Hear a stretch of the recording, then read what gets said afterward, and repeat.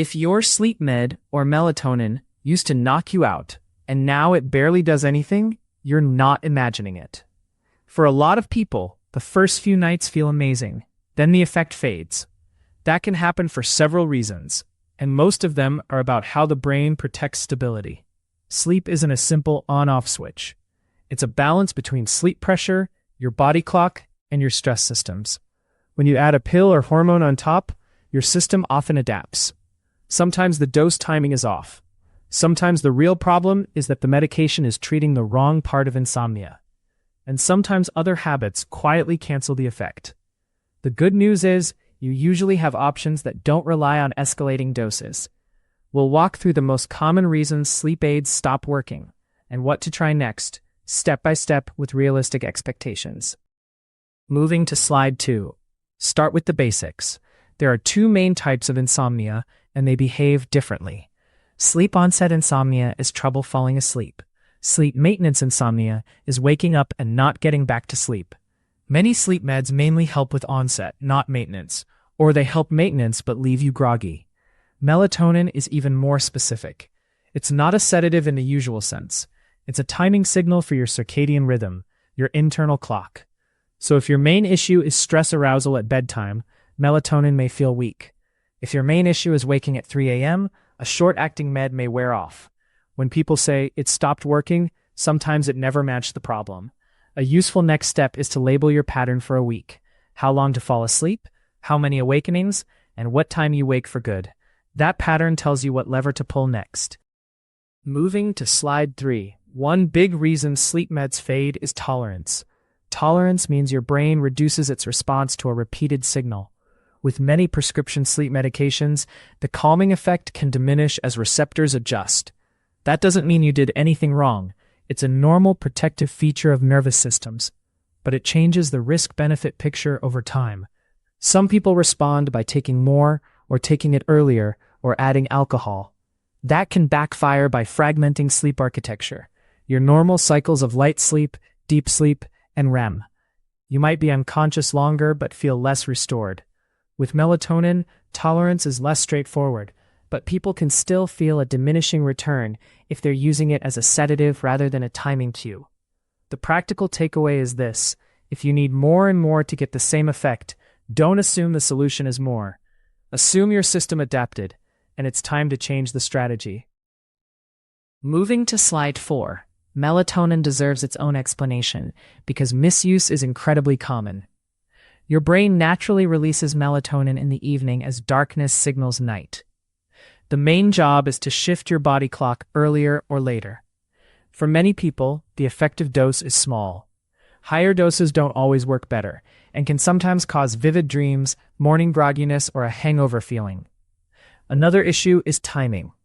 Taking melatonin right at bedtime may be too late if your goal is to move your clock earlier. For some sleep onset problems, taking it a bit earlier can make more sense, but the exact timing depends on your pattern.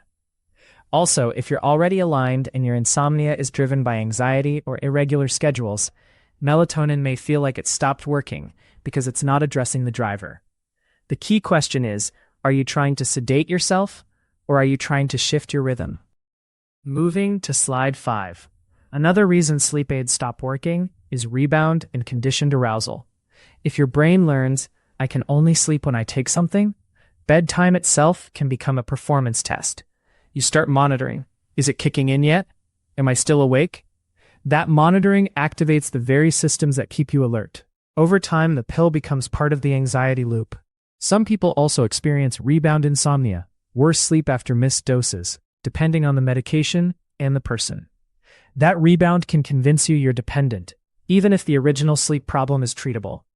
A more helpful frame is this: your brain is learning associations all the time. If the bed becomes linked with struggle, you'll feel wired there. The fix is not willpower. The fix is retraining the association between bed and sleep, and reducing the sleep effort that keeps arousal high. Moving to slide 6.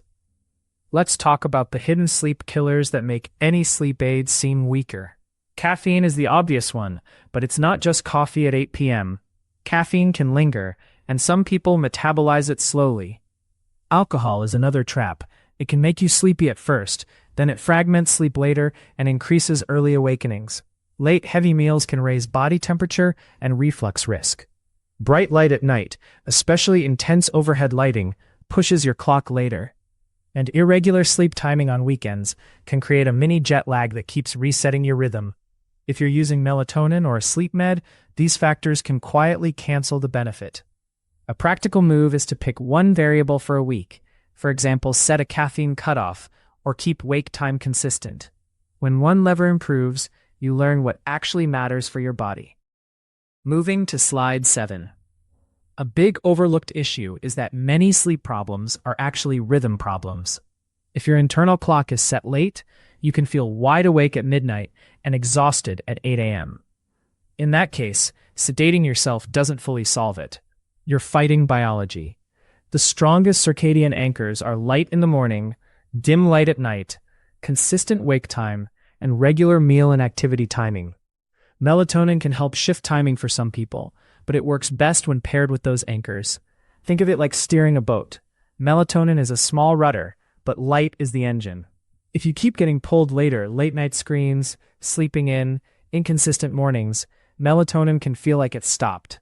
The next step is usually to stabilize your wake time first, then build a predictable wind down, and then use light strategically to reinforce the shift. Moving to slide 8. Now the other major driver, hyperarousal. This is when your body is tired, but your nervous system stays on guard. You might feel a racing mind, a tight chest, or a wired but tired feeling. In hyperarousal insomnia, sedatives can help temporarily, but the core issue is that your brain has learned to treat nighttime as problem-solving time.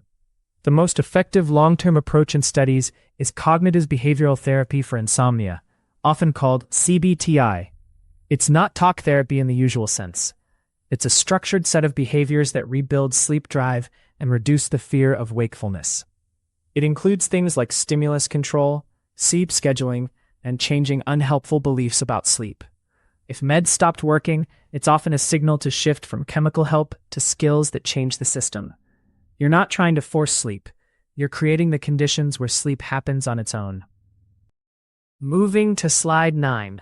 Here's a practical tool that often beats adding another supplement. A wind down that actually downshifts physiology. The goal is to reduce input and lower body temperature and muscle tension.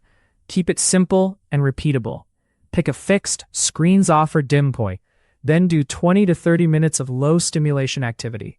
That might be light stretching, a warm shower followed by a cool room, or reading something neutral. If your mind spins, use a short brain dump. Write the worries, then write the next action for each. That turns vague threat into a plan, which reduces arousal. Also, watch your bedroom cues. Reserve the bed for sleep and intimacy, not scrolling or working. The point is to make bedtime boring and predictable. When you do that consistently, you often need less help from pills because your brain starts anticipating sleep instead of anticipating a fight. Moving to slide 10. If you wake up at night, the mistake is trying to win a battle in bed. The more you chase sleep, the more awake you get. A better rule is if you're awake long enough that you feel frustrated, get out of bed and do something quiet in dim light until you feel sleepy again. This is part of stimulus control, and it retrains your brain to associate the bed with sleepiness, not wakefulness. Also, don't check the clock. Clock checking turns wake-ups into a math problem, and that spikes stress. If your issue is early morning waking, look at light exposure and bedtime timing, and consider whether stress or alcohol is fragmenting the second half of the night. Night waking is common, but the goal is shortening the awake time and reducing the fear response. That's how sleep becomes stable again. Moving to slide 11. Sometimes the reason sleep aids stop working is that the real problem isn't insomnia alone. Sleep apnea is a big one. People can fall asleep fast, but wake unrefreshed, with headaches, dry mouth, or loud snoring reported by a partner. Restless leg syndrome is another, an urge to move the legs that delays sleep and fragments it. Depression and anxiety can shift sleep timing and increase early waking. Chronic pain, reflux, and some medications can also disrupt sleep. In these cases, adding melatonin or another sleep med can mask symptoms without fixing the driver. If you suspect apnea, especially with snoring or daytime sleepiness, a medical evaluation can be important. The point isn't to self-diagnose. It's to recognize when it stopped working is a clue that you're treating the wrong condition. Better targeting usually beats stronger sedation. Moving to slide 12. So what do you do next in a safe and realistic way? First, clarify your insomnia type and track it for a week. Second, clean up the big cancelers: caffeine timing, alcohol, light at night, and irregular wake times. Third, treat sleep like training. Use CBT-I principles, especially stimulus control and a consistent wake time, to rebuild sleep drive. Fourth, if melatonin is part of your plan, think like a clock, not like a sedative. The goal is alignment, not knockout. Fifth, if you have red flags like loud snoring, breathing pauses, severe daytime sleepiness, or leg sensations that keep you moving, bring that to a clinician. And finally, don't change prescription medications on your own. If a med is less effective, that's a conversation to have, not a solo experiment. You can usually find a better path without escalating the struggle. Moving to slide 13. Let's wrap this up into one simple idea. When sleep meds or melatonin stop working, it's often your body asking for a different lever, not a stronger push. Sleep is built from rhythm, sleep pressure, and low arousal. If you fix only one, the other two can still break the night. Start with the easiest wins: consistent wake time, morning light, and a boring wind down. Then use behavioral tools to remove the fear of being awake. If you're using melatonin, treat it as a timing cue. If you're using prescription sleep meds, think in terms of ongoing effectiveness and side effects, and involve your clinician when things change. Now I'm curious, what's your pattern? Trouble falling asleep or waking up in the night? Drop a comment with A for falling asleep or B for night wake-ups. And if you want more practical sleep breakdowns like this, subscribe.